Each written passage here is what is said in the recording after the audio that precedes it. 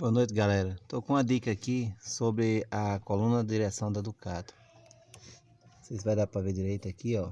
Ela tem um jogo aqui. Quando você mexe a direção, ela fica com a folga. Então o que acontece? Essa peça aqui não tem como arrochar ela. Eu tirei ela fora, tentei arrochar, não deu certo. Aí o que eu fiz aqui para poder parar o jogo?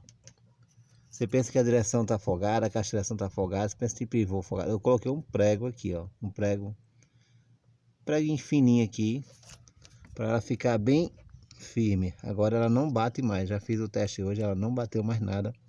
Tá bem firme mesmo. Deixa eu rodar aqui.